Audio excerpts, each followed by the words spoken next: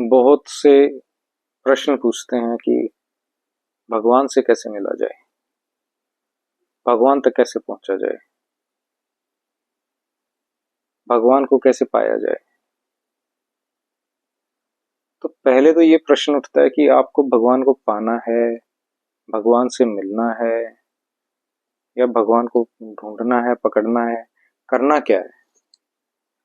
सर्वप्रथम आपके मस्तिष्क में यह बात साफ होनी चाहिए कि आप आखिरकार करना क्या चाहते हैं। भगवान को ढूंढना चाहते हैं, भगवान को देखना चाहते हैं, या भगवान से मिलना चाहते हैं।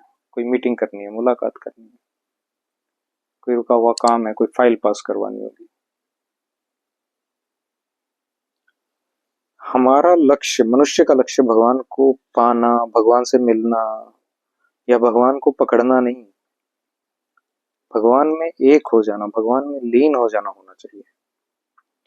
गीता में भगवान श्री कृष्ण कहते हैं कि ये जो पृथ्वी पर जितनी जीवात्माएं हैं, चाहे कोई भी हो, कोई भी प्राणी हो, ये सब मेरे अंश हैं। ये पैदा होने से पहले भी मेरे अंश थे और उसके बाद भी ये मेरे ही अंश हैं, और जो भक्ति करता है वही मुझ में लीन हो जाता है। प्रभु में लीन होना हमारे जीवन का लक्ष्य होना चाहिए। हम दौड़ते रहते हैं, उसने नई गाड़ी ले ली, उसकी वाइफ मेरी वाइफ से ज्यादा सुंदर है, उसने आज कपड़े ज्यादा अच्छे पहने, उसने बड़ा घर बना लिया। हम घूमते रहते हैं इन्हीं बातों के पीछे। क्यों? क्योंकि हमें हर चीज चाहिए, हमें हर वस्तु चाहिए, सिर्फ भगवान नहीं चाहिए।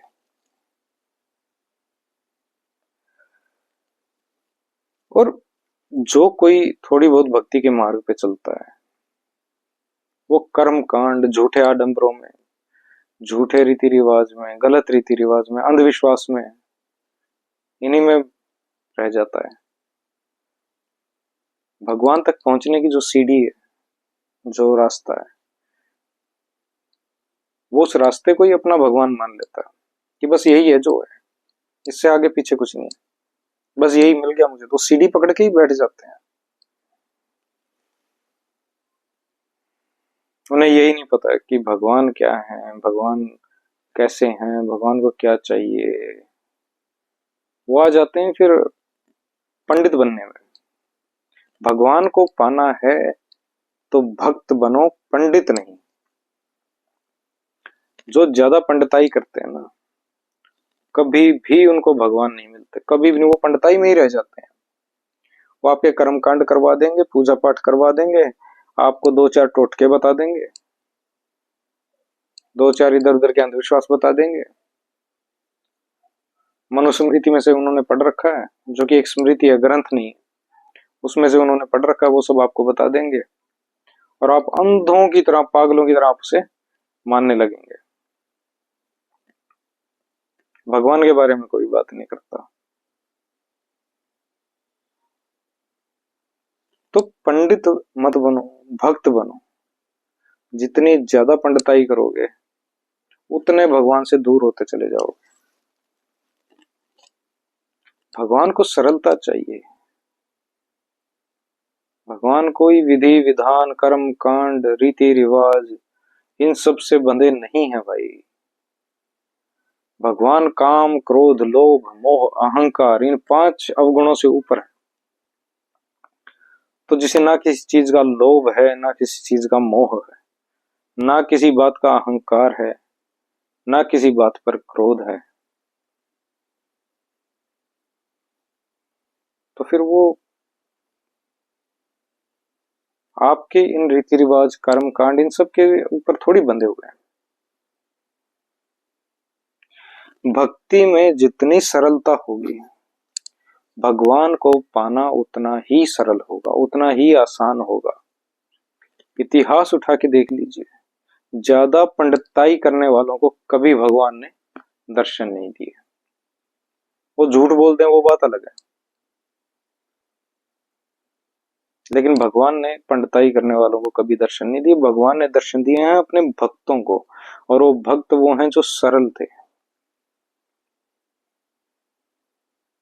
नामदेव जी को कैसे दर्शन दिए? भगवान ने रीति रिवाज कर्म कांड से दर्शन दिए? नहीं। कथा सुनिए नामदेव जी को कैसे दर्शन दिए थे। आप चाहते हैं तो कमेंट में बता दीजिए, मैं सुना दूंगा यहाँ पे।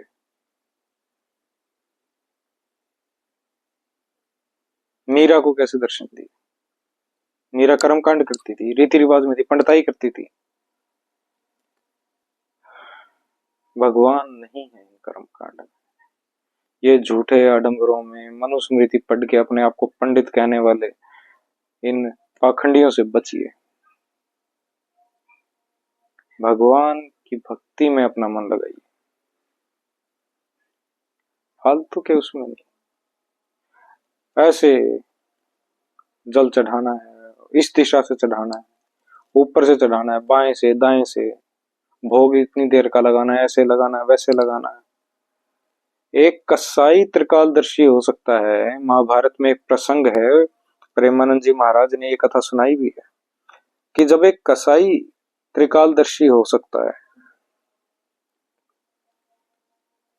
तो भगवान का कारण और भगवान की दशा यहां से स्पष्ट हो जाती है। लेकिन आंख के अंधे और अकल के बंधे घूमते रहते हैं पंडितों के पास, चक्कर मारते हैं, ये हो गया जी, वो हो गया जी, वो हो गया जी, ये हो गया जी।